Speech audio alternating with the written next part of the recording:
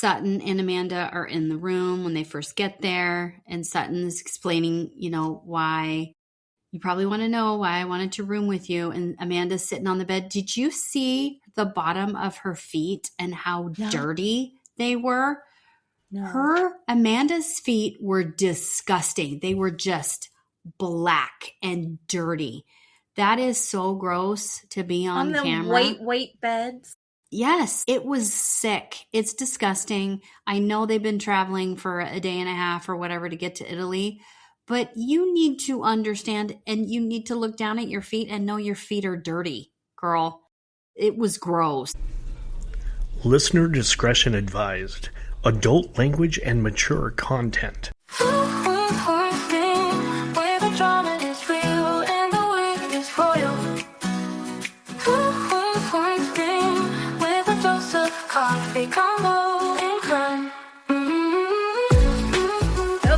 Welcome back, everybody. It is Two Queens, One Screen. I'm Jen. I'm Keeley.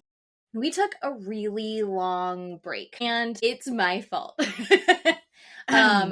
Well, work has been insane, and then I got flu B, which I almost died from. I didn't almost die, but I couldn't get out of bed. Felt like it. So wash your hands, people. Take your vitamin C. I had to give it a goog because I didn't know what flu B was. No clue. I didn't know either, but it's the strain that's going around that is really bad. And I got prescribed the Tamiflu or whatever, yes. And I was out for 2 weeks, and my cough has just gone away. I was coughing like a gross old man until just recently. And even a couple days ago, I was like, I'm probably going to be talking and it's going to get gross. So I'll do my best. And then it was Keeley's birthday. Yeah. Which is not why we didn't record, but You did have a birthday. Happy birthday, belatedly. Thank you. And then it was my kid's spring break, so I went out of town. Yes. To Pigeon Forge, which I heard someone describe as the Vegas of Appalachia. Which I know I just said that word wrong, but it's true. It's like a tiny little strip, except for it's a dry county.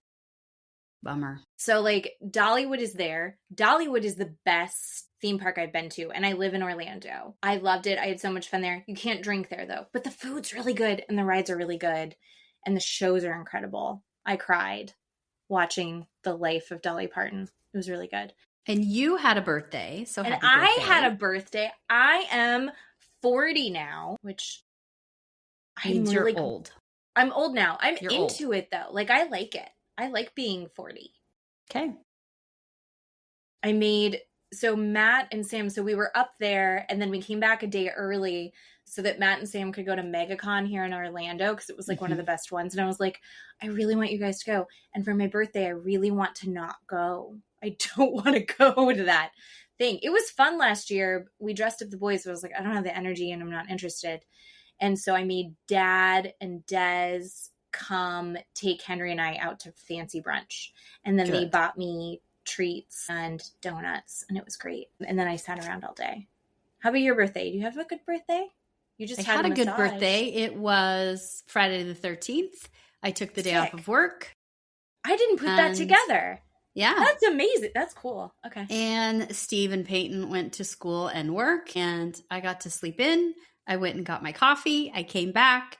I got to watch TikToks with my coffee in the quiet for as long as I wanted. Then I got up and I just went shopping to all the stores that I wanted to go with my coffee by myself in the quiet all day long. Really nice. It was amazing. And like no one else is off, so you get to like Yep. enjoy the stores by yourself. Right. That sounds really good. Yeah. I'm so glad that you had a good birthday. Look at us with our great birthdays. But I'm also glad to be back. I actually had to talk to my therapist about it. Why? Because I was like, so Henry was so sweet to me. Henry was so good all vacation. Like Amazing. Just the perfect little traveler. And other than he was messy. But beyond that, it was fine. We were walking around Dollywood and he and I had just gone through her museum and that walks you through her career. It was very fun. Mm-hmm. And then he goes, hey mom, can I tell you something? And I said, sure. What's going on? And he was like, I've really enjoyed this vacation. And I was like, oh my God, that's so sweet of you to say. And he's like, but I'm also looking forward to going home. And I was like, oh, that's totally okay. This has been a busy vacation. It was almost over. I was like, no, that's awesome. I'm glad to hear it. Like, both of those things are good things. And I was like, when I was a kid, the idea of coming home from vacation, we didn't do like a lot of crazy vacations that I could remember. Yeah. It was usually going to visit family. Okay. Like going to visit grandparents. But I remember dreading coming home every single time. Yeah. Like, I hated the idea of coming home from vacation. Sure. And now I'm like, oh, I've done such a good job as a grown-up that, like, I can enjoy my vacation and also be happy about what I'm going. Yeah. Isn't that exciting? That's really good. I talked to my therapist about it today. It's like my real growth as a human being. I'm 40. Look at me. I did it. So we have it's been like a month. So we have a lot that we can talk about, but we've decided to focus on Real Housewives. Yeah. Yes. I think agree. That's the way to go. I agree. Did we talk about the ending of Traitors? We didn't talk about it. I think we were at either the last episode or the episode before, and it was still Johnny, Tara. Who else? Was there 5? There was 5. And Eric. And Eric. So Eric, who made it to almost the very end, but we still forget him. Right. Eric. So, I mean, everybody knew Rob was going to win, but we all thought he would take Mara with him. He didn't. She was devastated. Well, he can't. I mean, like, he chose Eric instead of her. Yeah. So, I mean, like, what can you even... Yeah. There was no way that he was really going to take her all the way. Yeah. So, I mean, like, what did you think of her face when she found out? Yeah, I think that was a genuine reaction. But again, I was not a fan of Mara, and I just think she is that dumb that she couldn't put 2 and 2 together. She is the ultimate girl who puts everything she has in the basket of a man and makes that man her identity, and then is devastated when the man chooses himself and not her after she's chosen him over and over and over again. She just never questioned it. It never even occurred to her to question it. I do like the aftermath of the show, though. Like, we watched the finale, and I was actually very pleasantly surprised by the finale. And I also really enjoyed, he got her the Birkin with the help of Lisa. Like, I feel like he went through and he's like, listen, I want to get all this money. Like, I'm playing this game, I'm playing it for real. But then after, I feel like he's gone around and kind of made amends with everyone. And I think that, like, the friendships that were built this season are the most interesting friendships of any of the seasons so far. No, I can see that. I really liked how it all shook out. And I I thought that there was going to be, like, real fallout, like last season with Bob the Drag Queen and all that. I thought there was going to be, like, a real showdown at the finale, and it wasn't. It seems like everybody in the end is like, that's a game and that was fun and I'm glad we did it. Was kind of the vibe of it. And I think I liked that about it this season. I'm just trying to think of anything else that we were watching. Do you watch Love is Blind? I have in the past. I have not watched it recently. I watched this season because I needed something that I could half pay attention to in the background while I was doing work. My work's been insane lately. Sure. And this was like one of the worst groups of men I've ever seen in my life. Great. I almost think that, like, I'm never going to watch it again because of how bad it was. Yeah, I can see that. I don't know. I'm just throwing that out there if you had seen it. No. And then that's it. I'm watching Boat Show. Are you watching Boat Show this season? Yes, I'm watching Down Under, right, with Captain Jason. So, I do like it, but you're going to hate me. I just think it's kind of boring sometimes. It's just boring sometimes. I'm so used to Housewives. Well, right. Everyone's more established and the Boat Show, you have to, this whole season, all the dynamics have to build. Yeah. Like, you have to give it, 5-6 episodes for everything to build. I do like the staff so much. Like, I like what do you everybody. think of Chef Ben? He's a boob. I think he's a gigantic boob. He has a lot of feelings, and I feel like sometimes he can't take a step back for a half a second when he feels something and go, God, I'm not going to blow up, or I'm not going to whatever he's going to do, and just stop for a second and take a breath. Like, I don't think he has that part of his brain working. No, but he regrets a lot of what he does, you know? Yeah. And so that's why I don't mind him. Here's my problem with Chef Ben. And part of me really will always love Chef Ben because he was from the original back in the day when it first started. What was that? God, 15 plus years ago? Yeah. Something crazy. There's no growth in Ben. Ben is exactly the same as he was then. Yeah. And like, God, my brain is turning off. What is her name? The woman that was Chief Stew, she was in both seasons. Oh, God, dark hair, right? I think she's blonde. She was in both seasons of The Traitors. It starts with a C, I think. Kate Chastain. Her last name starts with a C. Kate Chastain. Kate Chastain is a goddess. I love her. I love her. She's hilarious. I love her so much. And she's always been that, but she has had the growth over the years. And they're still really good friends. And so they do like the behind the scenes or whatever it's called with them, overboard or something. Just, I am so bummed out that Ben hasn't grown at all. And I also find him back when it was like 15 years ago when he was not cheating. He was flirting with these second stews. It was fun. But now that it's like, you're like, Ben, she's like 22. Agree. What are you doing? He's like, oh, I find her, wise beyond her years and so charming and intelligent. And you're like, no. Yes, agree. And I'm down with that. I was not a fan of Ellie in her previous season. Ellie being his new, like, sous chef person. Yes. I didn't like her, really. I found her very overdramatic. But it seems like she has come in so far this season, like, ready to work. And she is organized. And she's like, I have no idea what I'm doing. But then you find out that she used to work in her parents' bakery. And you're like, oh, no, you're awesome. You're doing a great job.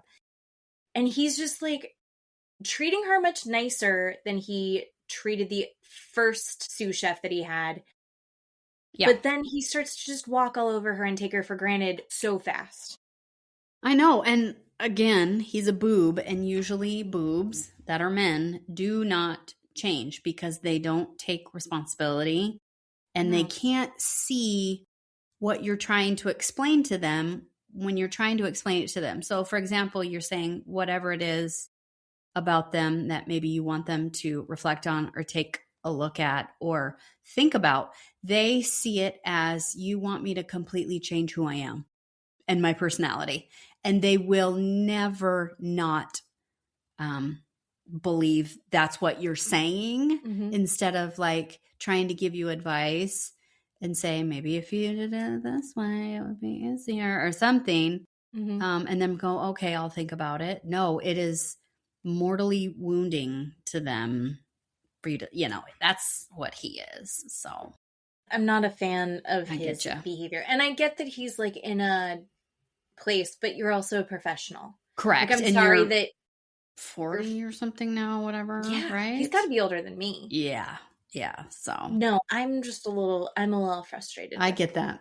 I'm down with that. But I also, Alicia flirting with everybody while having a boyfriend.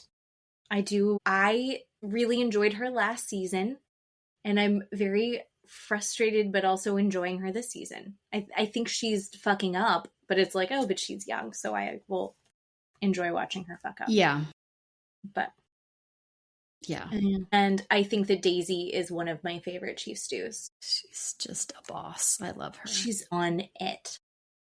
And I do really want her to hook up with Schwau. I think that would be great. Sure. Even though Ellie's like, my hormones and my genetics want to mix with his genetics. Gross. Stop. And also, I don't get that vibe from Joao. I guess like she and I have differing tastes. I don't look at Joao and go, yes. No, ma'am. I do not. No offense, Joao. I think his growth over the seasons, he's come so far. I'm really enjoying him more. I think he's doing a better job than he was doing before. I find him more likable. I'm not physically attracted to Joao. I get you. But I guess it's probably hard to have any feelings when you're like, also you have Captain Jason there. Correct. Like that's where all my attention would be. Yeah. Okay. All right. I just wanted to cover all of our bases of like, what else are we watching right now? Are you watching any YouTube trials? No, but one of my little gifts. So while I was on vacation, I went to, was that my moonshine tasting night? Yeah. Yes. I went, because I was in Tennessee, so we did a $5 moonshine tasting. And it was lovely. It was really fun. And I hadn't really been drinking because I'd been sick before then. Right. And trying to eat healthy before that. So I hadn't really been drinking. So it hit me hard.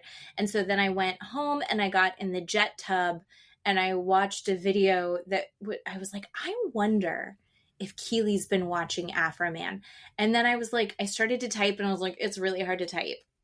And I'm going to drop my phone in the tub. So I decided just to call you. And I didn't realize that you didn't know about the Afro Man thing. No. I've only watched it in bits and pieces and people's commentary on it. But one of the great things about Keeley is Keeley will watch the actual court cases. Yeah. And so what a gift. By the way, speaking of gifts and birthday gifts, I'm actually wearing Keeley's birthday gift from me. Yes. Because the Etsy seller sent the wrong hats. I had 2 hats made, one for her, one for me, as like her birthday gift. And she accidentally sent me mine. So I think it's cute. And I think they're interchangeable, honestly. Absolutely. And then I got this great little surprise. This is my gift for my birthday from Keeley. And when I opened it up, Matt was like, what is that? I was laughing so hard. And I was like, what do you think this is? And he goes, is it like women serial killers? And I was like, close. So close. Yeah, so if you're not watching the video of this and you're just listening to the audio, Jen is holding a coffee mug with Real Housewives mugshots on it, on the whole mug. And I just thought that was the best thing ever. It's so funny. It's my favorite. I laugh so hard. So I also think it's funny that like it's so close to, it could have gone either way. Like Matt could have been correct. Like, oh, that's women serial killers. Absolutely. That makes sense as a gift that you would send me. Correct. But it's correct. Mugshots of Real Housewives. I don't know who. Hold on, let me point to it. Who is this one? I don't know. I don't know. It's old. It's black and white. It is. I don't know who that is. So it's got to be an old jersey, right? Yeah. Could it have been Danielle? Maybe. That might be Danielle. That's so funny. It's so good. It's so good. But back to Afro Man as a gift. You called me, told me to watch it. I went to work the next day. Hopefully people from work aren't watching or listening. I watched it all day at work and could not stop laughing and talking out loud to my computer. My judge even had to come out of his office and go, "What are you watching?" And you're like, work. So I told him, he was like, that's not funny. So he's 65. He's old and whatever. He has no time. That's he funny. Left the room so I could not share this information. I got up from my desk several times, walked to other people's offices to share this information and just spread it like a disease down the hall.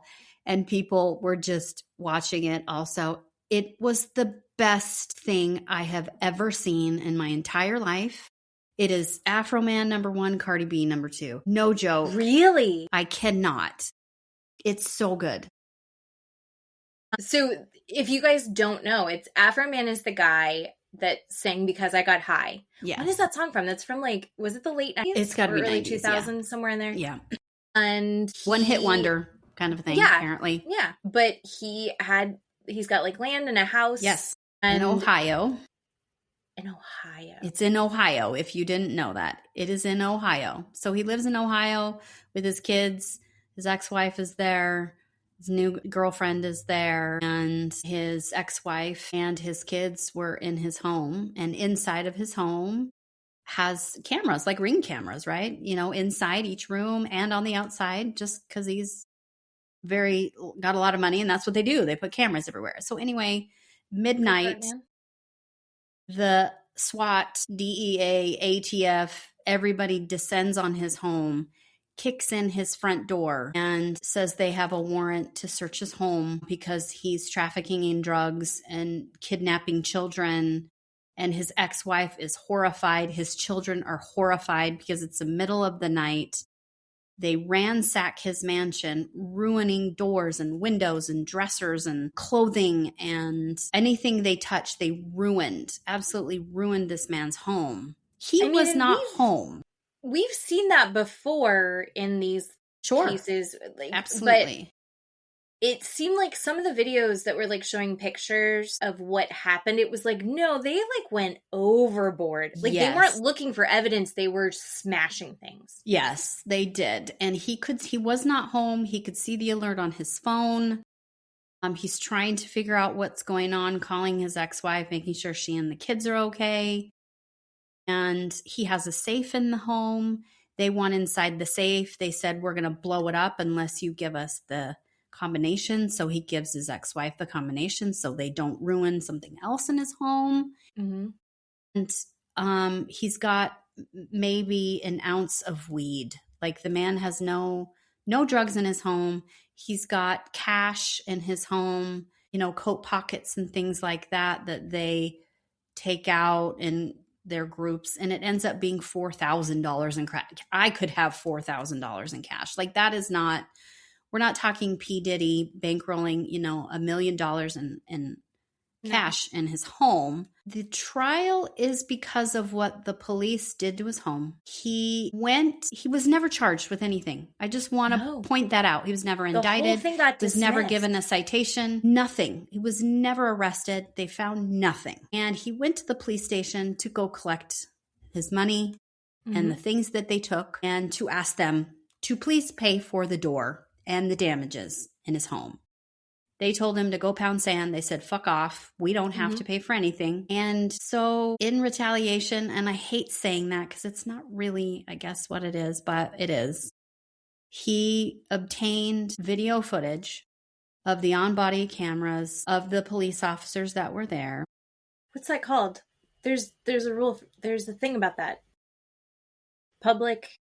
You're allowed to request it. Public records request or whatever. Record. Oh, like he can have that. He has that, and they could give it to him. It's all unredacted. They're not keeping things out.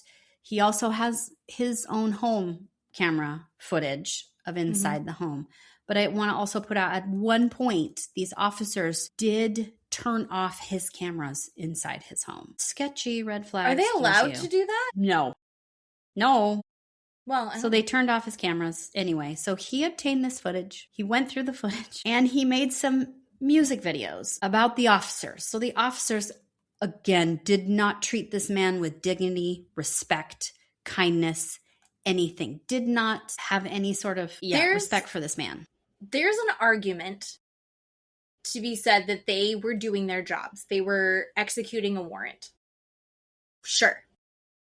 They didn't have to do what they did. No. They didn't have to smash up his house. No. They didn't have to... I think they were very, rude and, kind of scary and intimidating. I mean, they broke into the house. Not broken. They were executing the warrant.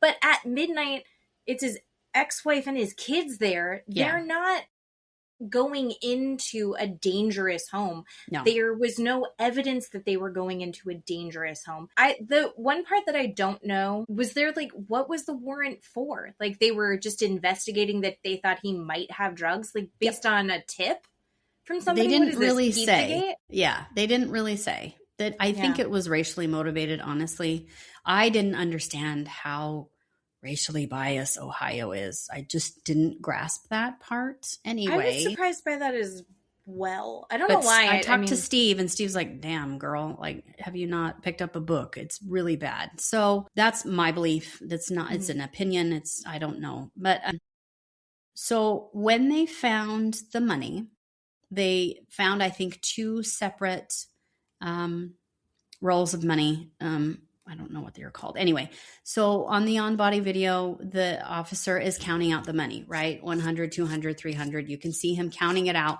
putting it down. Then he goes to the next section of money and he's counting it out, right? So Afro Man claims that he had $4,000 in cash. When it was returned to him, there was only $3,600. So there's $400 missing. And he brought that to the attention of this county sheriff's department. They told him to fuck off. They didn't steal the money. You're, a black piece of crap, and really treated him poorly again for trying to get his money back. Went through lawyers saying, I'm going to X, Y, and Z. You need to give me my money back. I don't want to do this. Just give me my money back, this and the other. So they never gave his money back, but he knows how much money he had. So he was so, I guess, adamant. And, what is the saying? The greasy wheel gets the squeaky wheel gets the oil. Yeah, right. So he was so adamant about it. They finally did an internal affairs investigation, an AI investigation on the officer and the officer that did the raid. They watched the on-body video. They saw him counting the money. He did explain on the stand, this internal affairs officer. He said, yeah, he counted it wrong. I watched him. He was not counting the money correctly. He had $100 bills. He would put out $400 and then say 100, 200, 300, knowing he has 400 right here on the table, not starting with 400 or 500 when he's counting it. He's starting with 100. So the AI officer said, I saw him do that. He miscounted the money. And then in the second bundle, he miscounted the money again. But it wasn't as obvious on the on-body video. He didn't hold his hands up as high, so they couldn't see a lot of it. So the first count was off by 390. The second count was off by 10. They're such bros down there that they're like, we didn't think he did anything wrong. We didn't file any charges. We just said, that's it. They closed the case. They didn't do anything. So going back, Afro Man takes these videos. He goes in and finds these clips. Is an artist and a patriot. And makes these videos. And they are not great, kind videos against these officers. Not nice. They're not nice. There's some stuff where I was like, oh dear. Like, you didn't have to. There's some stuff that I'm like, so he did it to, but also 3 or 4 officers. Put it on YouTube, millions of views. Afro Man said, hey, I needed to generate income to pay for the things that you destroyed. So I made these videos, put them up on YouTube, got money, was going out on tour singing these songs. These officers are suing him for defamation of character. That is where we are with the trial. That is what this trial is. They're saying people will believe what Afro Man is singing about in these videos as fact, and it ruins their character as a human being, as a man, as a police officer, as any sort of authority figure. So they were suing him, and Afro Man said it's entertainment, it's art. Nobody takes it for fact. Free speech. It's free speech. I don't know what you're talking about. It was the best thing I have ever seen in my entire life. One of the officers, he said his name first and last and said he was a son of a bitch. And that he fucked his wife in the video. Poetry. This officer gets on the stand and his attorney says, this is what they show the video, first of all, in court. Front to end to beginning. Amazing. Amazing. Not only is that like accessible on YouTube, it is now public record. Correct. That is in the books for. They asked this man, did Afro Man and your wife have an affair? And this guy goes, I don't know. Who's to say? I can't say whether or not he had an affair with my wife or not. It's in the video. People are going to believe it. I mean, it was over the top and ridiculous. His ex-wife got on the stand. That was the only witness that he called, that Afro Man called, was his ex-wife. Yes. She gets up there and she's like, no, we did not get a divorce because of this video. And they're like, has it made it like difficult for you? Was it why you guys got divorced? Was it scary when these videos came out? And she's like, no, it's fine. No. Everything's fine. He laughed about it the first time. Yes, she's a middle school age teacher. They said, did your students bring this to you? She's like, yeah, my students showed it to me.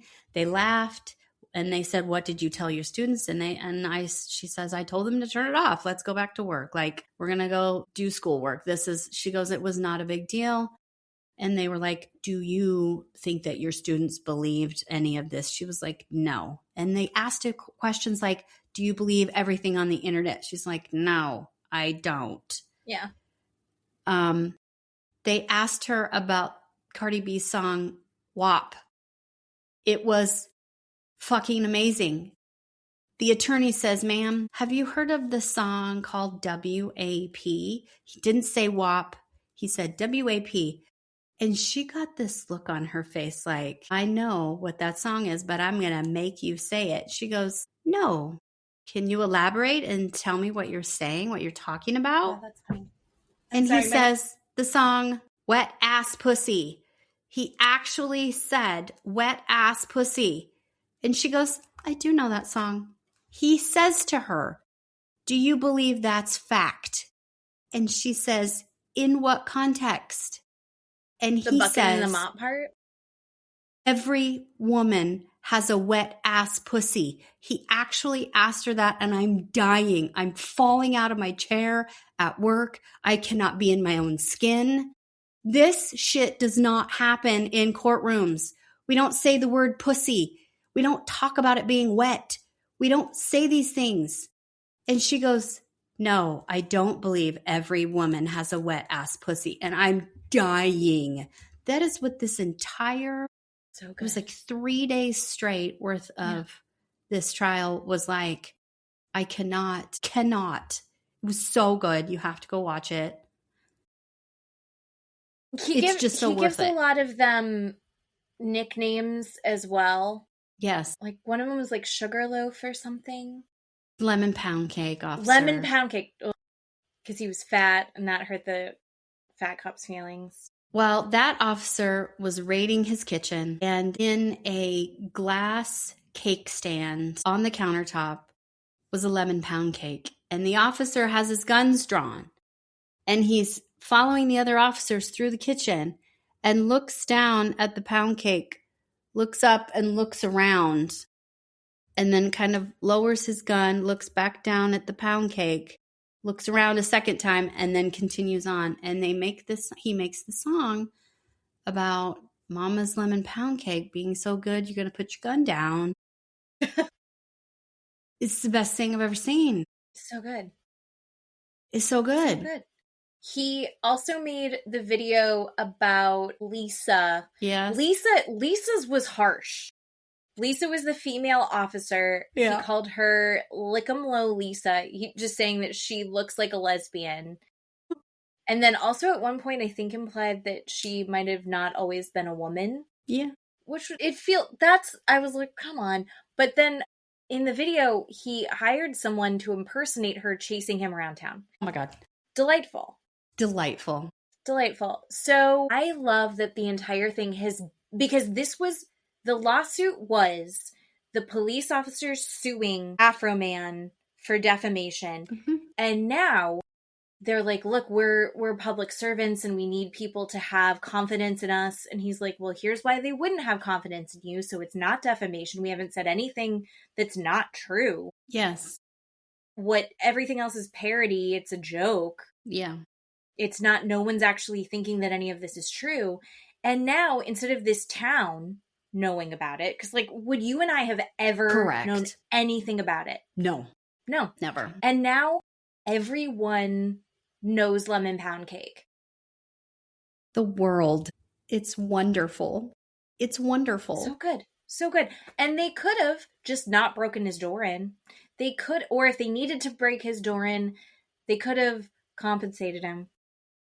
They could have had his ex-wife call him, come home. Not smashed up the house. And he could have walked through the home with them while they looked for things. but they maybe were it's terrible. just because of where I live. I don't look at Afro Man and think dangerous guy. No. That man.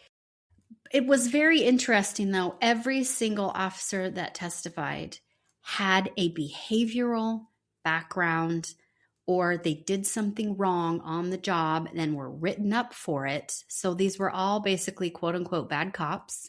Mhm. It was not just Afro Man's home that, you know, they stole the money from and It's not ruined the his first things. time. Correct.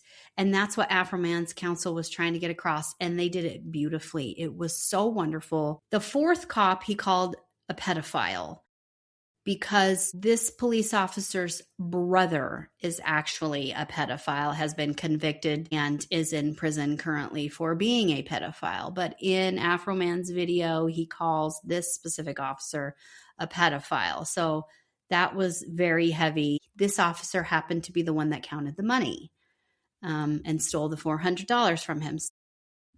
Yeah, there were 4 total. Delightful. It was the best. I'm so glad that you liked it. I'm so glad that me, after my moonshine tasting, was like, I need to make sure she knows about this. The best birthday present ever. It was good. It was so good. I told you about other things while I was there. What else did I talk about? I had several things that I needed to tell you when I was in my boozy bathtub. I don't remember. It's all gone. So good. It was good. It was a fun call. It was nice. Did Steve share that text with you that I sent? Because I was like, the resort that we stayed at had a jet tub, like a jacuzzi tub in the bathroom. And I was like asking Steve, did I tell you about this? No, I don't remember. Okay, So this is a fun little side note. So so Matt and I used the tub a ton. So like I had gotten in there and I was loving it, and I got out, and then I like refilled it, and I was like, Matt, you have to try it. Because Matt's not a tub guy. We have a regular tub in the boys' bathroom, but we have a standing shower in our bathroom. I was like, Matt, you have to try the tub. And he's like, he was really sore from Dollywood because it's all hills. He's like, yeah, okay, I'll try it. So he gets in, he was like, oh, this is so nice. And I had been texting Steve, and I was like, Steve, like, are people still getting jet tubs? Because this place hasn't been renovated. The place that we were staying hadn't been renovated in a while. It was very nice, but it was older. And I was like, and he's like, yeah, people still put them in. I sell them all the time. I can get you a discount. Like, he was being very funny about it. And I was like, Matt, don't you like this? And don't you hate our bathroom? We should, when we redo our bathroom, you said he could get us a discount. Like, we should do this. And he was like, oh, it sounds, he's like, I don't know. And I was like, talking about Steve, and Matt was in the bathtub, and he's got all the jets on it. And I was like, I should send him a picture of this. And Matt was like, no. He's like, the second that it occurs to me, Matt was like, the second that it occurs to me to be vulnerable right now, that I'm sitting in a bathtub. You want to take a picture? And he's like, and I feel vulnerable. That's when it occurs to you that you want to take a photo of me and send it to your uncle. I was like, I think Steve would have liked. I didn't do it. I didn't. But I did. That's Jennifer Tilly thirst trap is what that is right there. I was thinking about it, and I watched that episode after I came back from vacation, and I was like, I wish I had had the opportunity to take a thirst trap. But I think that's the thing you have to do when your kids aren't on vacation with you. Yes. But I think that is like, at some point, I am going to go on vacation with just Matt. Or when you and I go on vacation to Pigeon Forge, which I think is the thing that I pitched to you. Yes, we did talk that. Yes. That is what I talked about while I was a little drunk. Okay. Yeah, then we'll do thirst traps. Which is, she was like, as long as you're underwater, it hides all the wobbly bits because water is very forgiving. Like, thank you, Jennifer Tilly. Thank you. I love her. I'm going to whisper my size to you. I'm going to, or maybe the next one up. Oh, I want to shop. Yeah. I want to shop with Jennifer Tilly and also have her pay for it. I think Jennifer Michelle, is that her name? Sarah Michelle Gellar said that on a Watch What Happens Live. She's like, who's so paying? Good. Go with Jennifer Tilly. Mm-hmm. Oh my God. So good. All right. Should we move into our Real Housewives? All right. We're just gonna talk about the main things. So the last one we watched or talked about or had a podcast was the Do You Remember episode. That was so long ago. And I feel like so long ago. right? You know, Amanda had her little party that nobody participated in. Everybody went to the She kept going. Hamptons. Yeah. Can we talk? Okay. Yes. The manifestation Yes. moment party. Yes. And in her mind, she's like, and she said many times, I'm giving this manifestation seminar for free. For free. Yes. You invited them to a party. What? And no one paid for your party that you invited them to, where you Yeah. can show people a little taste of what they might get if they paid to do. That was a commercial. Yeah. That was not I can't believe they don't appreciate this free thing I did for them. This free party that you threw at your house, this dinner party or brunch or whatever the fuck you threw. Yeah. See, this is why I can't like Amanda Francis, because even if I keep wanting to try and find, like, because I think she made some valid points on Watch What Happens Live, which we will get to, but I can't like her because I also see every angle that she's doing this as like more of like a money-making scheme for her, which you should be doing.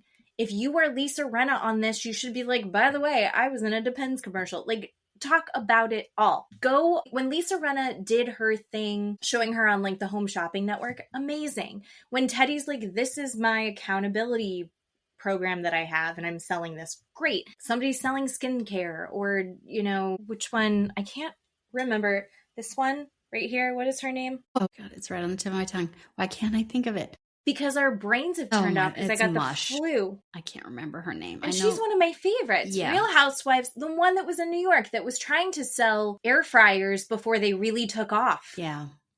Okay. And everyone shit on her and they're like, why are you selling a microwave? And now everyone in fucking America has an air fryer. The difference between all of these things in Amanda is Lisa Rinna doing a Depends commercial. Lisa Rinna is not on Housewives having a Depends party saying, buy Depends. Here's your free Depends. Right. Have you put on your Depends today? I'm wearing mine. Are you wearing yours? Nobody was doing any of that. But this is what Amanda does. Right. You give out the gift bags. Here's my hair care by so-and-so, like my little gift bags. Right. The only one who's giving out the gifts and not like selling herself is Kathy Hilton. Right. Kathy Hilton's giving out her gift bags and they're just gorgeous gift bags because she has that kind of money. Amanda Francis, that whole thing was a commercial. And then she's like, they don't really appreciate it. And it's like, you need to appreciate that they're at all pretending to participate in this. Right. At the same time, we've got Kyle and Dorit and Rachel Zoe in the Hamptons, and I loved it. Correct. It was beautiful. Loved Dorit and Kyle getting along and having a good time, even if some of it was fake. But then they were like, I'm just here to enjoy it. I like it when they have fun together. Me too. Because the drama is great, but it's the same with love the Three Amigos, right? When they would get wasted and have fun together, that was more fun to me than Tamara. I mean, that's my opinion, is one of my favorite things to scream and have no one in my house understand what I'm talking about. Yes. But also, it's more fun when they get along. When Shannon and Tamara and Vicky loved each other, it was great. And I liked Kyle and Dorit. I liked Kyle and Dorit and PK and Mo when they all loved each other. I loved that. And so I feel like the Hamptons was such a good time. Rachel Zoe, what a great host. They all did so. I fucking love Rachel Zoe. She's so everybody does. And that's the thing. Rachel and Amanda, this is their freshman year on the show. This is the first time they've been there, and they are having two different experiences. Yes. And, you know, I didn't really put that together until I saw someone say that. And I'm like, oh my God, there's no reason why Amanda can't have the same freshman year as Rachel, but she's not on purpose. She's doing these things purposefully and intentionally when she says she's not. And I just can't get behind her. I can't. Everything she says is trying to get you to believe what she's telling you. It's all control. The whole thing is control. Yeah. And I can't get behind her. I cannot Listen, it's so No. frustrating. I don't want her on the show next year. I think Kyle should be off the show next year. I'm done with Kyle. I'm over it. She's a mean girl. I think she's twisting people to try and hate Dorit on purpose because Dorit is not putting up with Kyle's shit anymore, and Kyle doesn't know how to deal with it. Yeah, it was interesting to me. I'm not saying that Dorit's doing everything perfect, but also Dorit is in crisis. Kyle, not in crisis anymore. Frankly, like, she's in a weird spot that's very confusing, but I think she's projecting a lot on Dorit and pissed off about that. When she's talking about Dorit's spending and erratic behavior, may we go back to I'm having sex with women, I'm getting tattoos, and now I'm exercising until I, am a size 00. I mean, I think that's a little more out there than Dorit going and spending money, which she can because it's hers, and fuck off, who cares? And also, it's not like Kyle isn't spending money. Right. Kyle is out there also spending money. I don't understand. Kyle's solution in her breakup with Mo, part of me is like, I bet they don't have like a prenup or something. Like, it's a no fault. Sure. Probably. State in California or whatever. So, like, I mean, if they're actually going to divorce, Mo's probably going to file in a different state. Yeah. So she should probably think about filing in California ASAP, but I'm not a lawyer. But I do think that the relationship that she has with Mo, it has worked to her advantage to stay very cordial, to let him kind of do whatever he's going to do, because he already kind of let her go do whatever she was going to do. Not make a fuss. Don't be accusatory. Don't get upset when you see him out kissing other people. I mean, you're good. Yeah. But yeah, I think that there's something where, like, what she's frustrated with is that she's watching Dorit go through all of, this divorce, and it's like, she's like, just be nice. Just do it like I'm doing it, and you'll be fine. And PK is not Mo. No. I mean, and if it's true that Dorit and PK don't really have a retirement to speak of, Kyle's set for life. Kyle's going to be fine. Kyle's probably going to be able to spend this way for the rest of her life, right? Dorit is not in the same position. And it makes sense for Dorit to have like a fuss because PK's just not paying for shit. He's just not paying their mortgage, we find out later on. And this is the PK divorce is more normal in society than Kyle and Mo. I will tell you, my ex-husband did not pay the mortgage. Like, he stopped paying our bills. I had bills that I didn't know I had. Like, that shit is normal, and I am not a millionaire. I'm not a celebrity. The reality of the divorce that PK and Dorit are having is a normal divorce that everybody has. It is not normal to go through a divorce and be BFF with your ex-husband and have your ex-husband still paying for everything. They go to that store, her and Erica, for Italy, and Kyle whips out a card and says, Mo's going to pay for this. What? That is not normal. No. She bought all the turquoise jewelry when they went to Sedona. Mo paid for that. Probably. Allegedly. Who knows? But probably. So, like, what is her income stream other than whatever she's, like, appearances? Like, she can't be making enough to live the life that she's living on appearances and Instagram ads. Like, it's just, I don't believe it. And good for her. Begrudge what she has with Mo. That's fine. Great. That's fantastic. But be a friend, for God's sake. When someone is... Don't assume that it should be the same way for Dorit and PK. Yeah. And she does not like people saying, Kyle does not like people saying to her, your divorce is weird. What do you mean you guys are still talking? Your divorce is weird. What do you mean he comes over? What do you mean you guys travel together? She does not like it when people say those things to her. No. But she can say that to Dorit. I don't know. I am over it. I don't want to see Kyle anymore. I think she should be kicked off the show. Her and Amanda can just go off into the sunset together. I'm done. That's the point that you're making right now. Here's the other thing. We're watching reality TV. We know that there's reality TV. In the end of the last episode, Kyle is talking about the cameras, right? Mm-hmm. And this is what ruined Salt Lake. So Kyle needs to shut the fuck up. Mm-hmm. But also, Kyle has been a shit stirrer this season. And here's my issue with it. I love a shit stirrer. I love it. Erica does it when she's like had a drink and then she's like, so explain to me why the fuck Sutton wants to room with Amanda. Explain this, Sutton, because the last time I saw you two, like she's direct. And that's fun.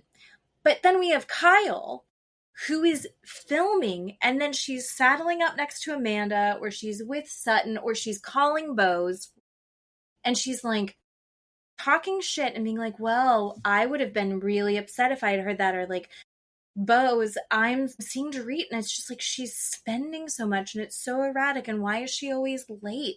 First of all, Dorit's always been fucking late. She will always be late. She will always be late. I am also a late person. I don't mean to be. I am not Dorit late where it's disrespectful. Sure. I have severe ADHD and I have time blindness.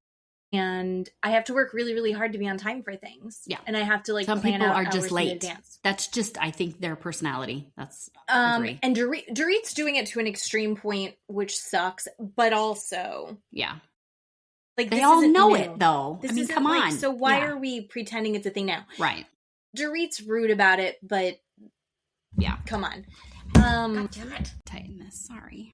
No, you're okay. Yeah, I just think that like Kyle, be subtle about this. Yeah. Either be really direct. Yeah.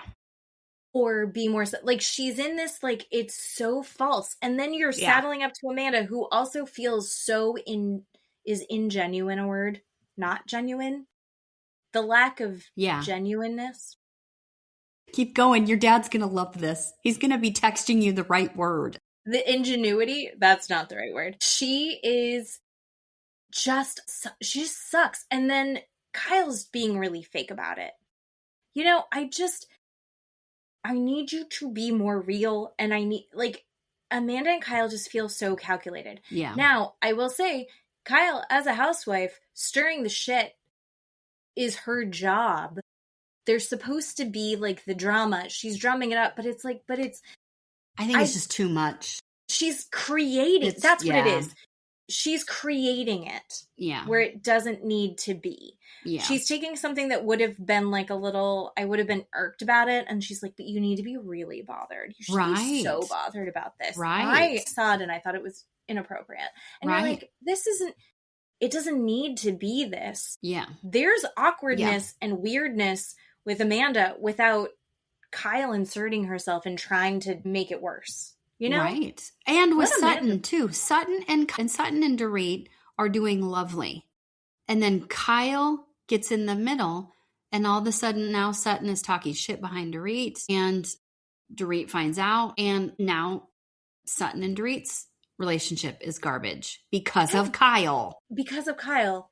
I had genuine high hopes. Genuine is the word of the day. I had high hopes for, but with a J. Allegedly.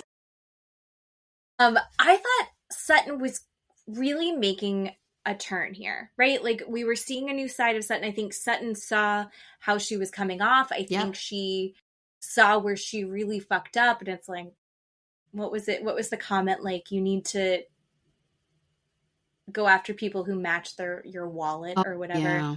I can't remember. She said it smoother, but inappropriate, like not good. I think she saw how she was coming off, and she was like, all right, I need to adjust. I need to do better. And then I feel like Kyle is like, no, be bad. So bad, you know? Oh, yeah. I think Sutton genuinely wanted to be helpful to Amanda. And I think Amanda is like, I don't need help. I'm great. Correct. Do you not see this? I'm wonderful. I'm correct. Unless I'm a little baby. That's okay. Oh my God. Her pouting and her baby voice. I cannot get behind. I don't like watching it. More than once, they're like, well, she's a millennial. And that fucking sucks. As a millennial, that fucking sucks. You're 40s. you're not 20. Just like, who said that? Rachel or Bo said that when they're like, oh, she's a millennial. No, it's not like she's 20. She's in her 40s. She's not 20. She's 40. This is not... And she does. She's either like, I'm a boss bitch and I make 5 times as much as my husband could ever dream in a year in 1 month. And you're like, yep. Okay, cool. But she's either like a boss bitch. She's like, I like to be calm and controlled. And why is everyone upset with me that I'm not freaking out? And then the second that she's like, you're costing me, this is too much. Because it's not normal. Baby. That's why. It's not normal. The extreme ends of that are too much. Mm-hmm. Somebody on the show said that too, but I have been thinking the same thing. I was like, either you're a tiny baby, don't call me a wimp, or you're a boss bitch. Yeah. No, be cool and unfazed like Erica. Yeah. Right? Yep. I don't. Ugh. No, I could. Did you see? I did have to ask, when they get to Italy and Sutton and Amanda are in the room when they first get there, and Sutton's explaining, why. You probably want to know why I wanted to room with you. And Amanda's sitting on the bed. Did you see the bottom of her feet and how dirty they were? No. Amanda's feet were disgusting. They were just black and dirty. That is so gross to be on camera. On the white beds. Yes, it was sick. It's disgusting. I know they've been traveling for a day and a half or whatever to get to Italy. But you need to understand, and you need to look down at your feet and know your feet are dirty, girl. It was gross. I hope other people have noticed that, and I will go back and look. Okay. And these women typically understand, and I think Sutton probably would have pointed that out to her and been helpful. Probably, or not on camera. Like, she probably did, and they didn't show it. But and then you have women like Bose. I fucking love Bose. One, her friend owns this thing and was like, please come. And she's like, he's been asking me for 12 years and I guess I'll just go because of the show. Like it's a put out. And then she goes and she's like, why haven't I not been here? Can you imagine pushing, be like, oh, eventually, maybe I will try. I'm going to try when I can figure out my skill. I would love to. Holy fuck, that place. Right. So gorgeous. Yep. And Bose has the primary suite, which is incredible. It's like a whole wing of the house. Yeah. The walk-in closet is the size of my bedroom. Yeah. And she has pre-sent a stylist to unpack all of her stuff and set up her outfits. Stop. That is I think Kyle, was it Kyle that was like, Bose is bougie? Yes. Bose is a fucking queen that we should all aspire to. I don't want to have to work that hard, though. And I'm not as smart as her. But that's the whole point. Shit. She works smarter and not harder. That's working smarter. Putting someone to go put my shit away. But getting to the point in life that you can do that. Yeah. Oh my God. And then to see her wing of the house and then see Amanda and Sutton in twin beds. In their kids' room. It's a kid's room. Just so you know. I mean, she brought enough friends that everyone's got to like spread out. And like if you're in Italy, if somebody was taking me, I would sleep on the floor. In Jennifer's room with that chapel right there. Oh my God. Like I want to start tearing up just thinking how wonderful and lovely and beautiful. I can't. It's so cool. Wonderful. Did we see Kathy's room? I don't remember. I was just thinking because then we saw Dorit lose her mind over a sauna. Yeah. She like collapsed on the floor because she had a sauna in her room. And Erica walks away. Yeah. She's like, Erica is done with Dorit right now. Yeah. And I understand because Dorit is going through this contentious divorce. Dorit has got shit on her plate right now. Everyone's aware of it. We're letting her talk about it. Other than Kyle, I think that this friend group is trying to be very supportive of her. Mm-hmm. Then we have Erica. Erica not talking that much about what's going on with her. Sure. She is starting to more. She talked about when, this is what we didn't talk about, Denise Richards comes back. Did we talk about this? Right. No, right. That's right. I kind of forgot about this. Denise Richards comes back. Yeah. And she's talking about what she's going through with her husband. He's been abusive. She got like all of this surgery, like got a neck lift and a facelift. She looks great. Good for you, Denise Richards. Did you see the before and after picture that she posted the other day? Oh, God. It was like wonderful. 15 years. Wow. Yeah. I want to get that done one day. And explaining them, cutting open and pulling things back was kind of graphic and gross, made my tummy hurt a little bit, but I'd still do it to look like 100%. 100%. Well, what did, it's what Heather took their Gay, ears off. Yeah. she was like, it hurts. I don't want to do this. It hurts, but I'm going to do it. I'm going to do it. I think by the time that you and I need it, it will be cheaper. Oh, I hope so. It'll be like $100. I think so. Get but they talked, is it Erica that said to her, I needed my neck done. Did they cut your ears off? Denise is like, no, they don't do that anymore. No, that's a thing. So replace it. Well, like when you get your boobs done, they have to remove your nipples. Yeah. I don't think I'm going to get my boobs done. But anyway, Denise Richards is going through like her husband. I don't know if they're officially divorced yet. Yeah. But they're in the process, and he was like physically abusive, and then he had allegations against her, and then she had allegations against him, but she's got like more proof or something, and then she's kind of explaining it, and then all of a sudden Erica starts talking about how she's just recently, like within the last couple of years, gone through a similar thing. We didn't know that Erica was seeing anybody. Yeah. But she was in a relationship where it happened a few times that this guy got physical with her. Yeah. And then you see her talk about it with her therapist. And I think it's really amazing that she's comfortable talking about it, but she's also not really talking about it with the group. Like, and here's my opinion why she's not doing it. Because we went through 2 years, 3 seasons, however many it was, talking about Erica and Tom Girardi. They would not leave her personal life alone. That's my opinion as to why she's not sharing. Not because they're going to say bad things or they're going to poke fun or they're going to not support her. But she was put through absolute terrible hell by these women. Like, because of the spotlight somewhere else. Right. Because of what Tom did. And, she admitted she was using pills and alcohol and not coping with it correctly because these women were terrible to her. So why would she open up? That's my opinion. No, I don't disagree. I think it says something that she had that conversation in front of Sutton. Sure. I don't know what exactly it says, but it means something there. But I think it's a vulnerability when her and Sutton are trying to become friends and you tell that person something very deep, very private, something that shames most women. The idea, the thought, write that down, is always the woman's fault. The men never have an issue with being an abuser. It's always, what was she wearing? What did she say? Did she antagonize you? Was she drunk? It's always the women's embarrassment. Right. Or like, I could never see someone like Erica being in that position. She's so strong. She can't have had someone treat her like that. Yeah. She's too strong. She's so amazing. She would never. Her son is a cop. She said it was so embarrassing. Yeah. Her son is a police officer. Yeah. And she's been in this position. Yep. And I just really appreciated that she opened up about that. I thought that was amazing. And I don't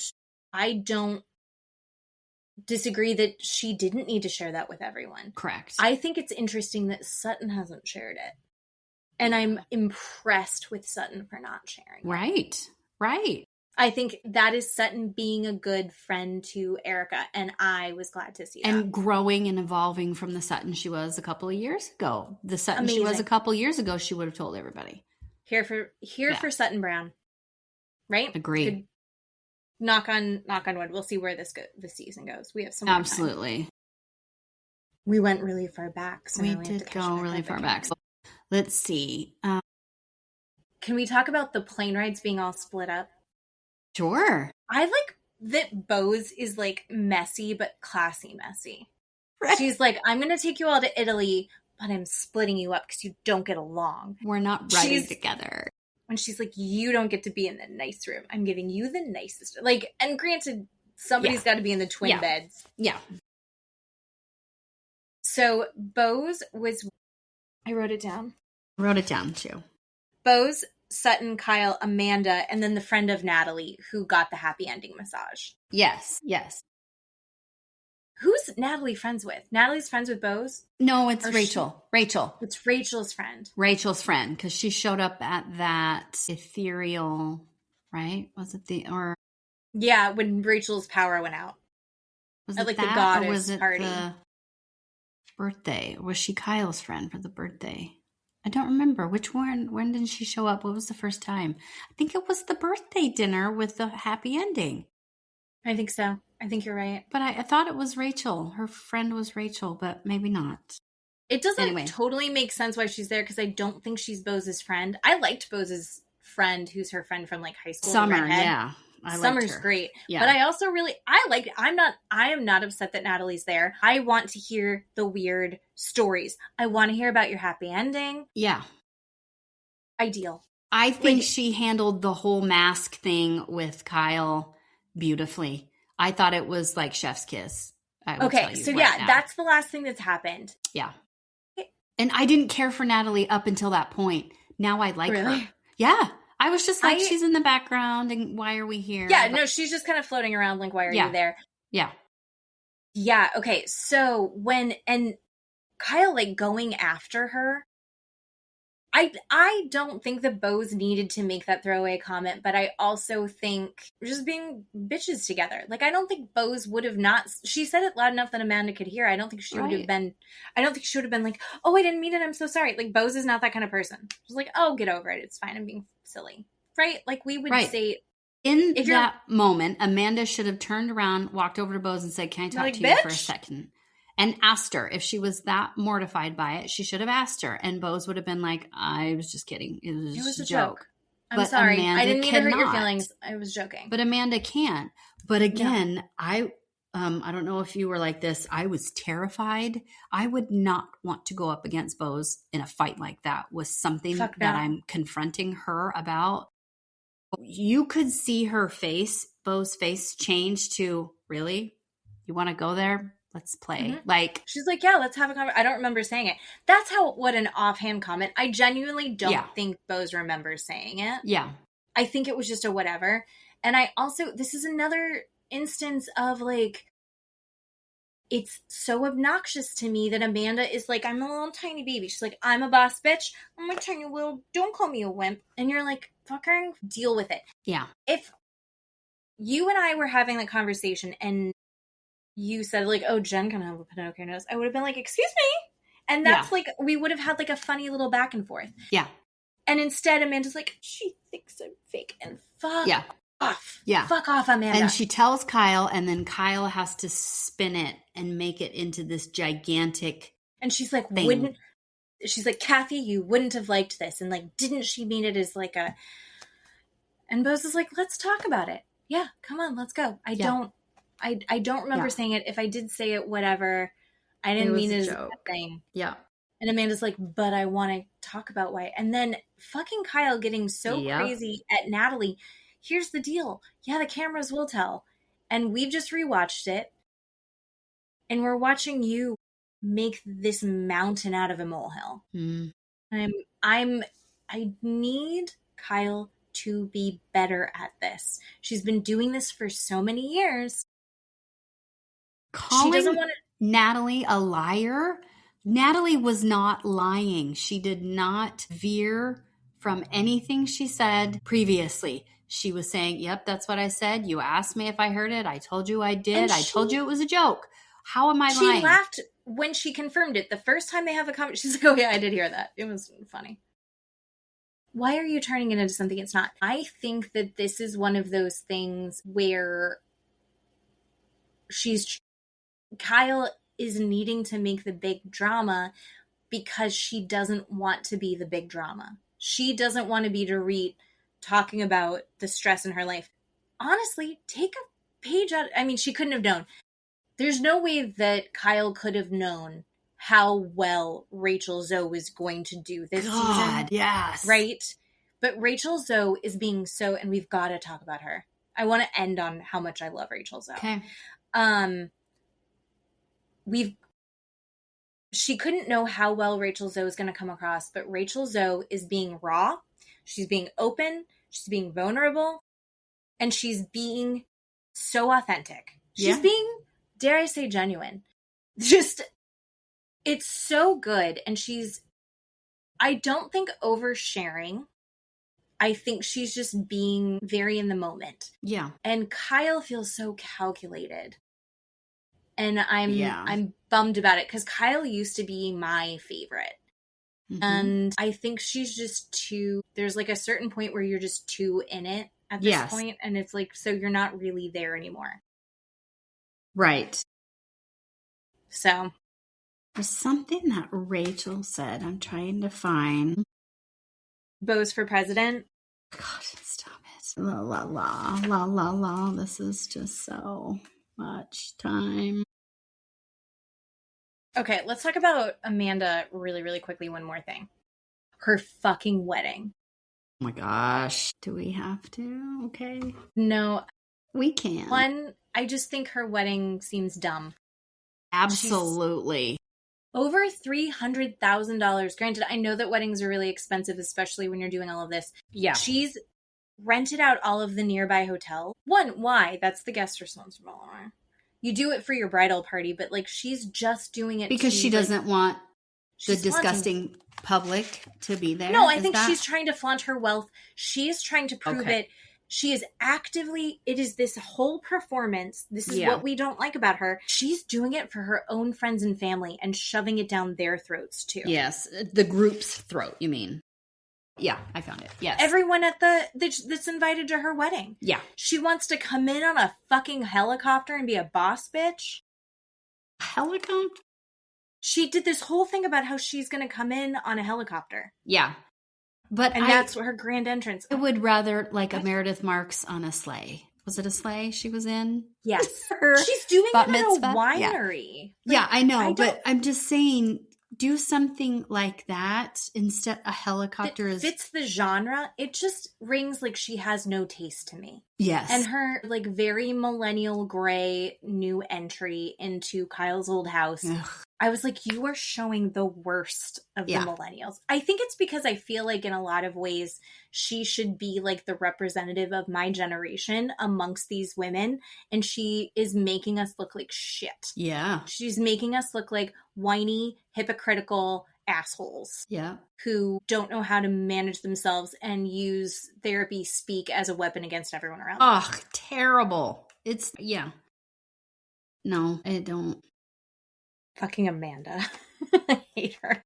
Yeah. And I really liked at the end, I just want to say while we're talking about Amanda, after the pizza pool party, anyway, that left and everybody was going to bed and Bose was in with, who was she talking in the bedroom with?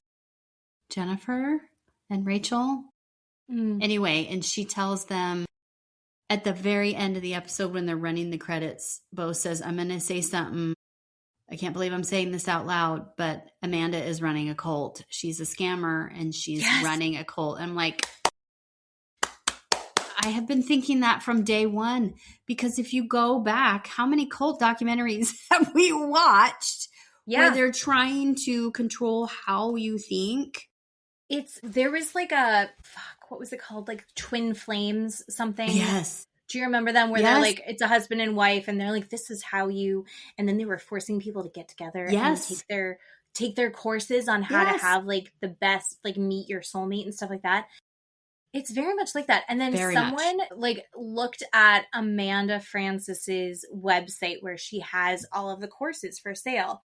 And someone described it, and it was so perfect, as like your MySpace profile page when you like stylize it. And I was like, my MySpace page looked like her current website.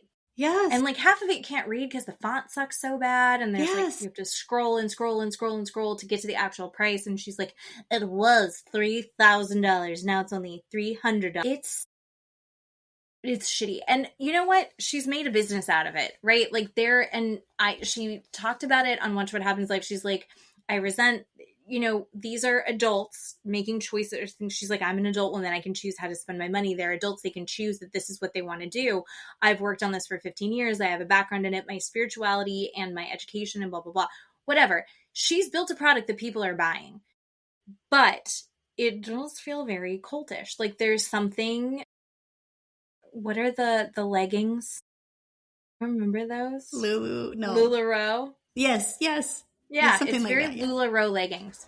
It's not great. And Did you fall over dead when Erica mentioned Mother God?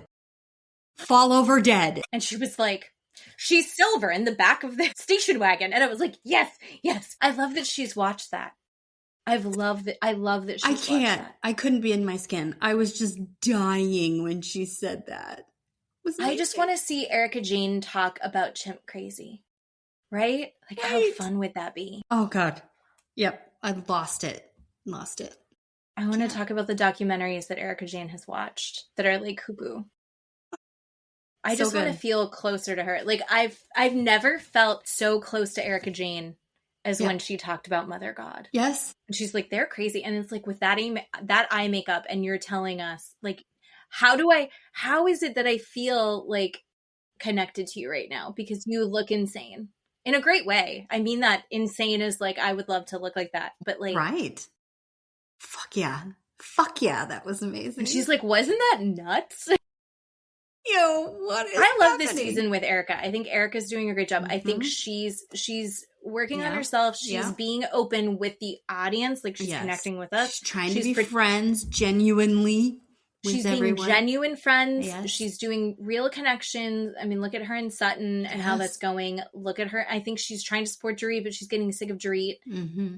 Because here's the point that I was going to make earlier. She's going through shit. She's still going through these lawsuits. Yeah. She's still dealing with the aftermath of everything that's going on with Tom. Tom hasn't died yet. Why hasn't Tom died yet? How is Tom still alive? I know. But Catherine O'Hara is gone. I know, right? How? I know. Dorit's not the only one that should be spinning out right now. Correct. Right. Of course. But she's not making it everyone's problem. You know, Dorit's not that woman making it everyone's problem. She's taking it to who will take it, though. Right? Like, Bose is like, come here. Yeah. Tell me all the updates. Yeah. And I think Erica has also tried to be that person. Yeah. And I think that Erica had been that person. And I think that the moment when they're in Italy and you find out that Dorit went out to dinner with PK and they're like maybe moving forward. And Erica's like, the fuck? Yeah, you didn't tell me. What happened? How did you know that? And Dorit's like, well, I'm picking and choosing who I'm sharing my information with. And we're like, oh, no. But you're pissed at Amanda for saying you should not be telling everyone. Yeah. And now you're saying that you're not telling everyone. But also you're not telling the people who've been there supporting. And Erica's like, I know you're not talking about me. Right. And then Dorit's a little, well, you didn't tell me about the guy that you were holding. And she's like, no one knew about that. That was our second date. Yeah. No, I wouldn't be telling anyone about that. Yeah. I don't know. So I can see where like her patient and like Dorit being always fucking late and they almost missed the opera singing. Agreed. I was just going to say, Dorit and Erica could get over, right? Erica finding out that Dorit didn't tell her that. If there wasn't this whole context of the bubble, everything else inside the bubble, right? It's becoming like a few too many things, I think. And I can understand why Erica's like losing patience. Yes. No, I agree. I do want to talk about Kathy caning down Amanda, basically read the room and know your place. I got goosebumps just saying it. Watching it, my entire body was just like, bing. And then Erica saying everything that people are thinking when Kathy Hilton tells you, you have fucked up. Because how often is Kathy Hilton actually tuned in? Right. How often does that happen? It happens once every 3 seasons. 8. And it's a moment. My God. Yes, the sky has opened up. It definitely does see something, I think, about the sisterhood between Kyle and Kathy as well. Because you're like, Kathy's like little in her own little world. Floating around, not really engaged with anything that's going on. But the second that the heat is going on her little sister, she's like, shut the fuck up. Yep. Know your place. Yes. Which is the better way of saying, like, the wallet comment from Sutton. Yeah. Sutton learned from Kathy. Right. Right. So, I mean, it was such a queen moment. I can't even. And Kathy, I feel like Kathy and I are like twin flames, because the one part, her and Jennifer get off the plane and they're driving to the villa and Kathy's in the back seat next to Jennifer and she's just covered in pillows. That's me. I have my literal bed pillows with me everywhere I go because I can't not have them. I have a fan in my room. Like, Kathy has to have her fan. Like, I know. Sound. I need a fan. And Stefano's so does Dad. Like, okay. That is Kathy. Like, that's how she presents in the show. But then she does this moment of clarity and everybody just is like, oh, God has spoken. Mm-hmm. Like, oh, she tuned in. It's was serious. The best ever. It was so good. Yeah. So good. We can go back to Rachel if you want and try and wrap it up. Oh my God. Okay. So, but what I found out what I wanted to say when they were at that dinner, and everybody was trying to, how was it?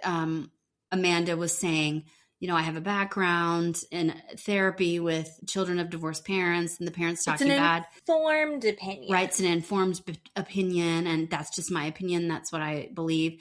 And then Rachel says, which was queen again, but Dorit's not talking about him to her kids. Mm-hmm. And I was like, exactly, bitch. Like, that's exactly the difference to what Amanda is saying that Dorit is doing when she's not actually doing that. She's talking to you, you stupid whore. She's not talking to her kids. This is her. She doesn't understand the difference. Yeah. And then coming up with the defense after the fact. Yeah.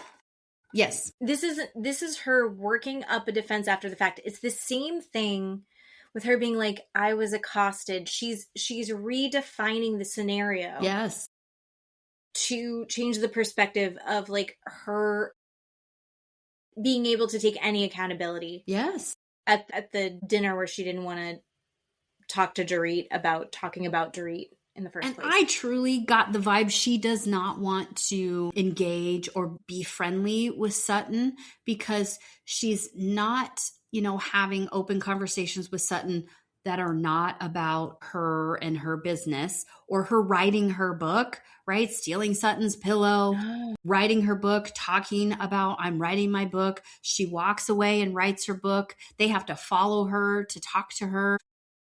Sutton is genuinely, again, trying to befriend Amanda when probably every molecule in Sutton's body is like, don't be friends with this bitch because she's a bitch. And Sutton's like, no, I'm really pushing that aside. I'm really, really want to try and be friends with her. I had a hard time last year. I don't want to have her have a hard time this year. Amanda is not giving Sutton the time that Sutton deserves or is asking for. Who has Amanda had a genuine conversation with?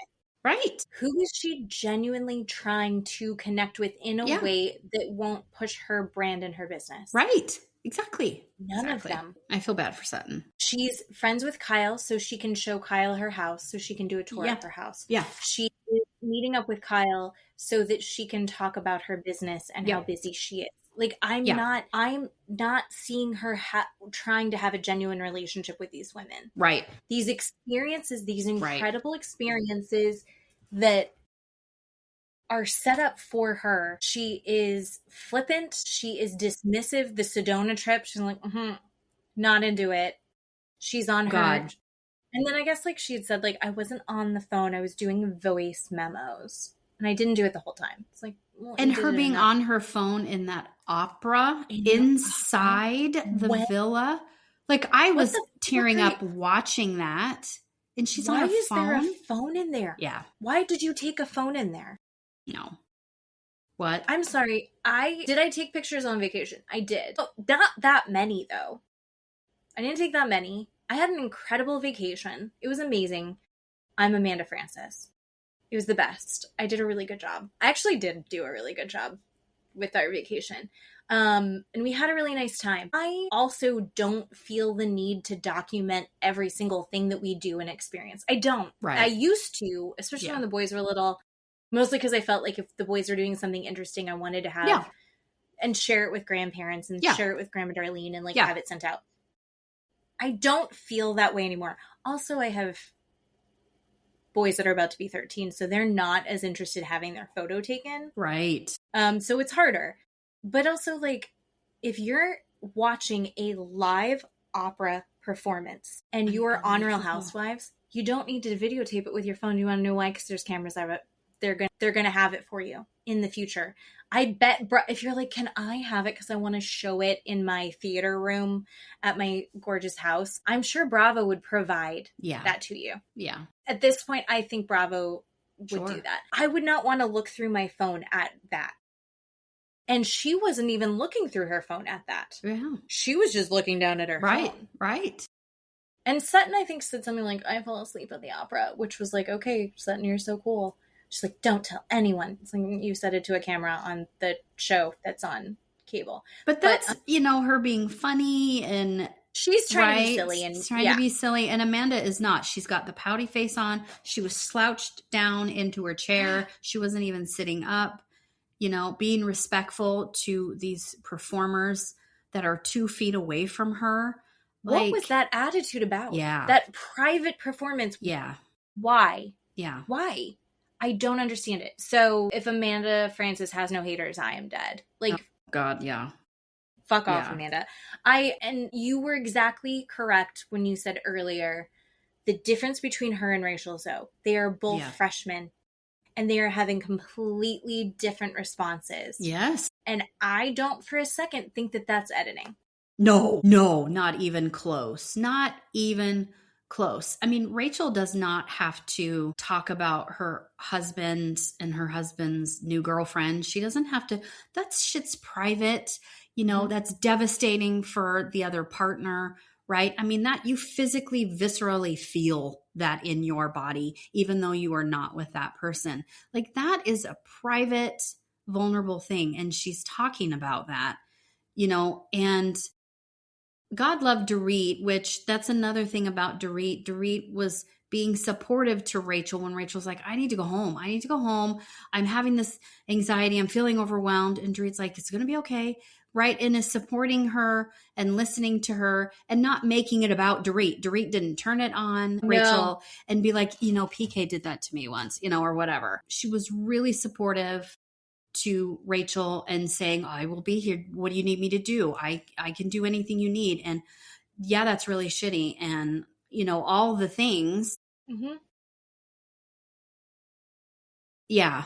I just love her so much. She's just so authentic. But again, my point is she doesn't have to tell us that stuff. Right. No, she's getting these via text messages. She's okay. Right. So I do want to talk about some of this. Child of divorce. Yes. You have been divorced. Yes. Like, we've got a couple different perspectives here. One of the things that comes up is her soon-to-be ex-husband. He introduces his kids to his girlfriend. Yes. Just kind of springs her on them when they're jumping on a flight to go to camp. So that was kind of weird, and the boys are not really cool with that. Also, it had come out, there's pictures of their dad kissing this woman, and that makes them uncomfortable. And Rachel is basically saying, listen to her ex-husband, they're not comfortable. So do not bring her around them without my consent. That's not okay. Rips him a new one. And that's kind of what she says. Yeah. So as a kid, when my parents started dating and seeing other people, her kids are elementary school, junior high age, I think is kind of the vibe. It's 14 and 11 or something, right? Yeah. So they're a little bit older, but also I was in high school when I was introduced to my stepmom, Des. Okay. Who I love now, but back then I was told she was the devil, so I couldn't like her. Right. But it also wasn't an option whether or not we were going, that wasn't a conversation that we were having now. And I certainly don't think that if one parent was like, you cannot bring them around the ex, I think that has to be a conversation that happens. And I think now that's been fleshed out more. But was that something that came up at all during your divorce about Yeah. Really? Okay. Oh yeah. Because my ex-husband was cheating on me. That was the whole reason for the divorce. Mm-hmm. So I knew he had multiple girlfriends or people that he was seeing. So we choose to get divorced. I stay in the family home. He gets an apartment, and I don't, have personal firsthand knowledge of who he's seeing at this point, but I tell him away from our daughter. I say, she is 7 years old. She doesn't need to be around women. Do not introduce her. Do not take her on trips. Do not have these women over when you have her for the weekend. So I had her full custody, and he saw her on the weekends. He just saw her Friday, Saturday, Sunday. He did not have like 50-50 where he had her months or weeks at a time. He saw her for a few days maybe. And he said, okay, that's fine. And it's the same with you, no boyfriends. And I said, absolutely. And that's completely fine. She's 7 years old.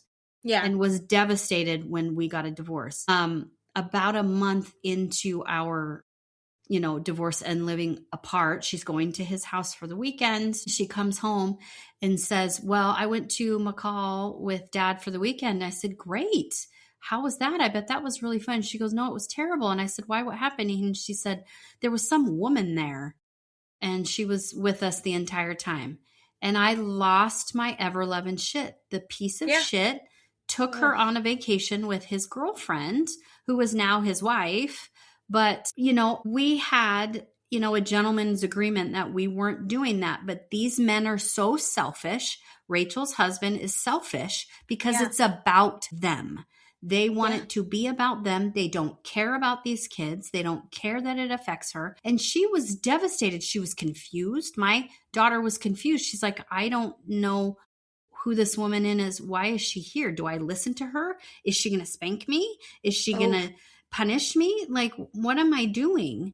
And it was a lot. It was terrible. She cried, and he didn't give a shit. He was like, it's my kid. I can do what I want in front of my kid. And I was just like, oh my God. And to this day, if you ask her, my child is 30, she still will say, I hated every second of it. I hated it.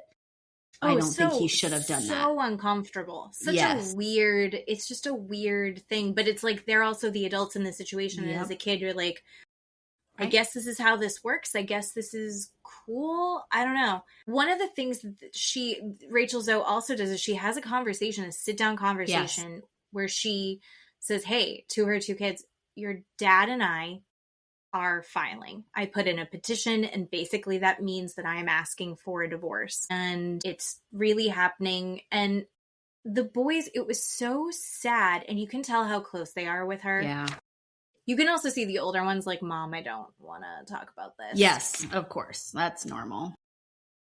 But she's very open and direct with them, while also, I think, having an age-appropriate version of the conversation. Absolutely. And the younger son, he's like, so you guys don't love each other. You don't love him anymore. And she was like, I don't. And I thought that was just such a hard conversation, but I think she handled it really well.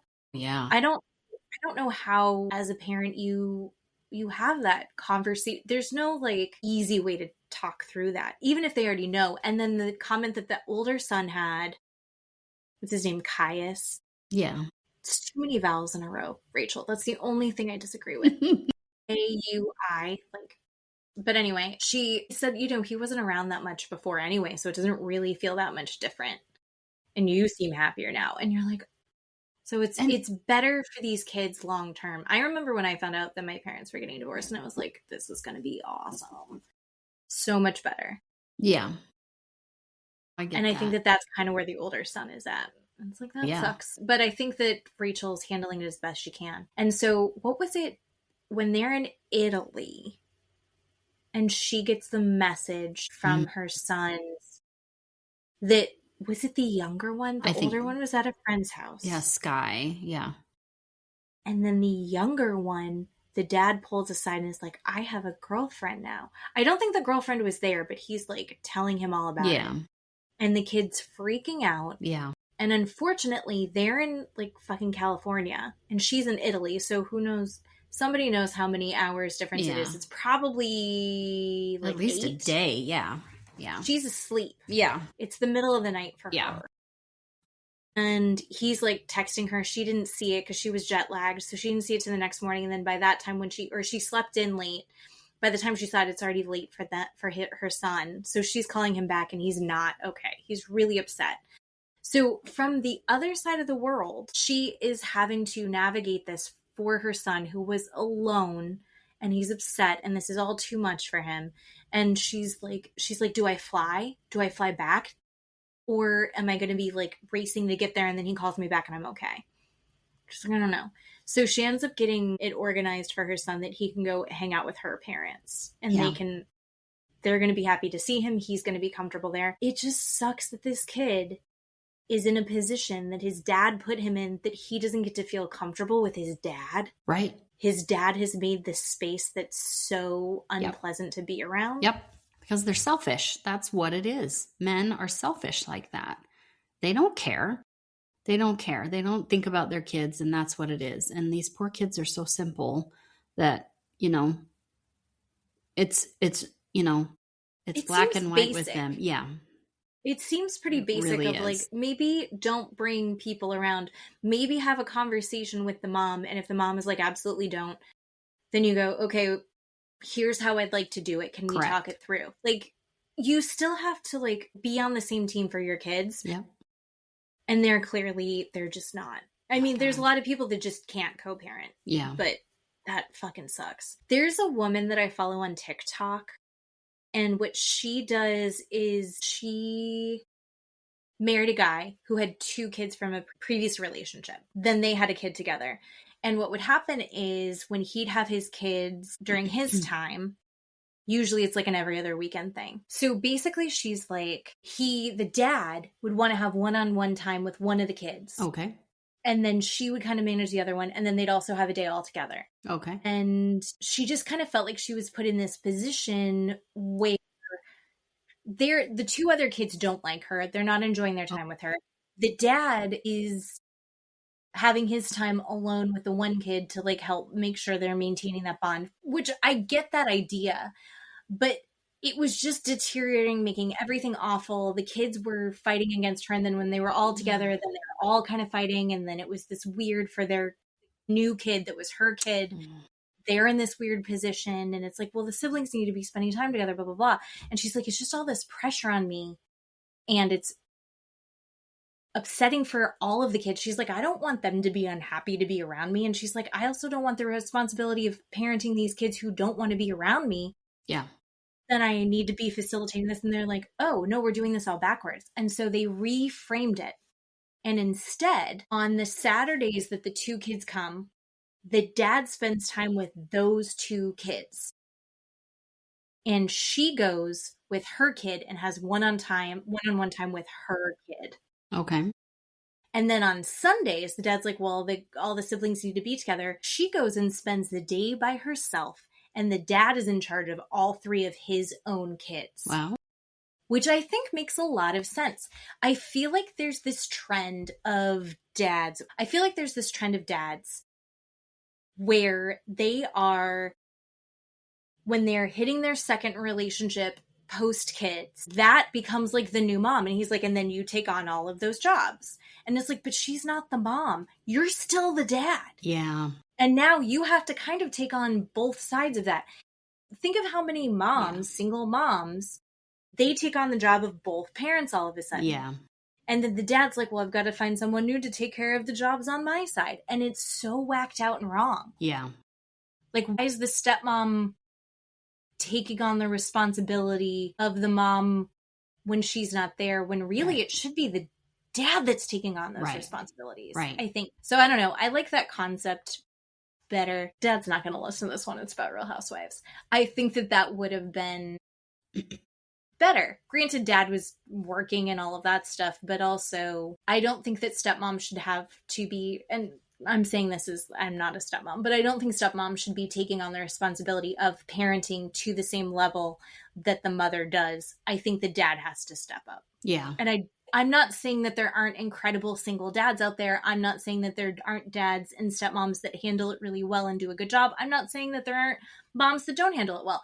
I'm just saying, in general, I think that we're seeing a trend of that pattern that I just described more often. Right. No, I agree. I think you're right. So, but Rachel Zoe, Rachel queen. Zoe needs to be standing in the center, holding the center diamond, and Kyle needs to go pound sand with Amanda somewhere else. Like, I am over it. I don't want to see them back because I'll be honest and admit that since we haven't been recording and you've either been sick or on vacation, I haven't watched it because it makes me so upset to watch it. I get angry and frustrated and I don't want to watch it. It's not fun to watch, right? And I don't want to feel like that when I watch Housewives. No, it's the authentic friendships aren't there like they used to be. Right. And I think that that's where things are really falling apart. And we were comparing, Salt Lake and Beverly Hills. I remember saying, right, Beverly Hills is doing it correctly because Beverly Hills has these little, groups like these two are friends, and these two are friends, but they all get together and they can do the thing and still write cohesively or go on vacation and have fun, but they know that these two will, are more connected and have a better, closer friendship, where Salt Lake is just like someone threw a bomb inside of a building and it's just all over the place. Yeah. And they can't get it together.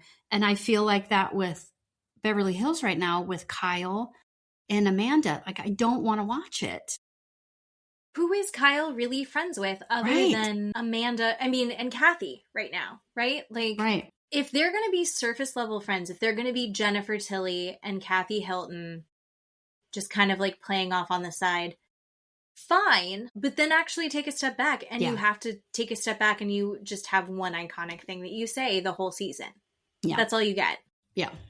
And you're a friend of. I can't. Yeah. You can't be Kyle and be doing this shit. Yep.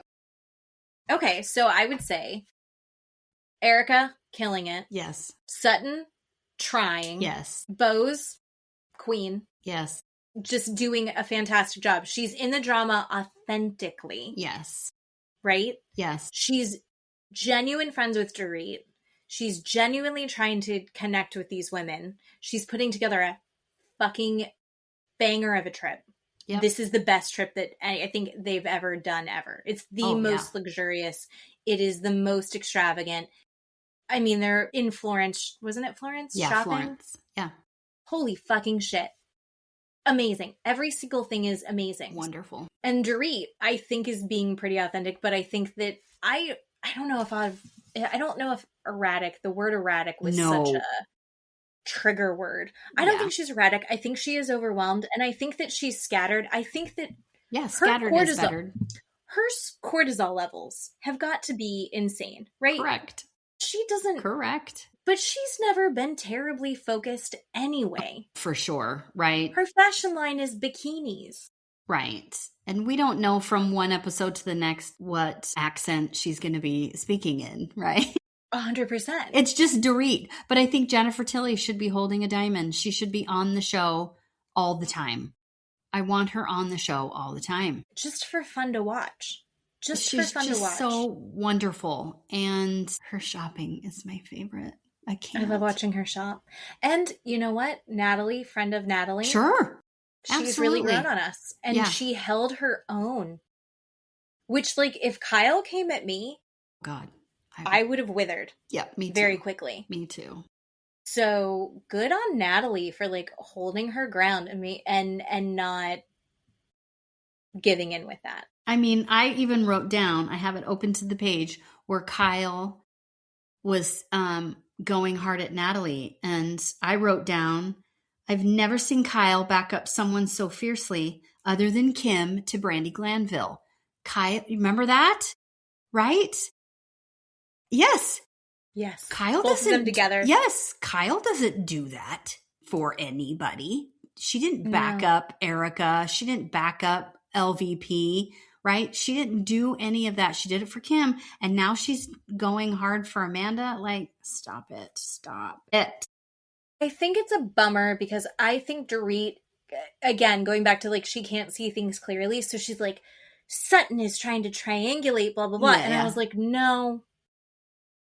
I don't think Sutton's trying to like do a thing to get on the right side. I think Sutton genuinely had good intentions, and I just think it's the road to hell is paved with good intentions. Right. It just doesn't land. Exactly. It's just not coming off quite the right way. Right. Sutton is still gonna feel, I think she's more a part of this group and has established herself better than she thinks that she has. Yes. But I think Sutton is always going to feel awkward. And I think Sutton is always going to feel not quite good enough, not quite pretty enough, no matter how much money she has. Especially without Garcelle, right? You know? Yeah. So, I agree. It's a bummer. I agree. Next week, we don't know. We'll figure it out. We hope we're here. Just to be honest, that nothing happens. Let's be honest. Again. We would love to come back. At Dollywood, we were in line. I was with Henry, and there was a kid in line ahead of us. We were in this like car driving line that was for little kids, but anyone could do it. So there were adults doing it. It wasn't inappropriate that Henry and I and Matt and Sam were in line, but there were like a 2-year-old could drive the little car because it's on like the track, but you can have a little bit of steering. Anyway, there was a kid in front of us in line. And he was in like a t-shirt and shorts with like an elastic band. And I turned to Henry and I was like, Henry, I want you to look.